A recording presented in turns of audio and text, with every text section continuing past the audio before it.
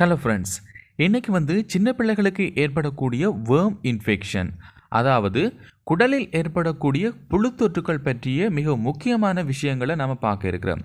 பொதுவாக உங்களோட சின்ன பிள்ளைகளுக்கு அடிக்கடி ஏற்படக்கூடிய இந்த வகையான இன்ஃபெக்ஷன் எவ்வாறான நோய் அறிகுறிகளை காண்பிக்கும், எவ்வகையான பரிசோதனைகள் மூலம் இந்த இன்ஃபெக்ஷனை கண்டுபிடிக்கலாம், அதோட தடுப்பு முறைகள் என்னென்ன, எவ்வாறான மருந்து மாத்திரைகளை நீங்கள் உபயோகிக்கலாம் அப்படின்ற விஷயத்தை பற்றி மிகவும் டீட்டெயில்ஸாக இந்த வீடியோவில் பார்க்க இருக்கிறோம்.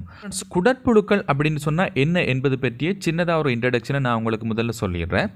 பொதுவாக நம்மளோட சிறுகுடலில் சில வகையான புழுக்கள் தொற்றிக்கொள்வதனால பார்த்தீங்கன்னு சொன்னால் சின்ன பிள்ளைகளுக்கு எக்கச்சக்கமான சைடு எஃபெக்ட்ஸ் ஏற்படலாம். சில பிள்ளைகளுக்கு பார்த்தீங்கன்னு சொன்னால் நிறை குறைவடைதல், அதாவது இரவு நேரங்களில் நித்திரை குழம்புதல், இவ்வாறான நிறைய விஷயங்கள் சின்ன பிள்ளைகளுக்கு ஏற்படலாம். ஸோ இந்த குடல் புழுக்களை பொறுத்த வரைக்கும் பொதுவாக மனிதனுடைய உணவு கால்வாய் தொகுதியை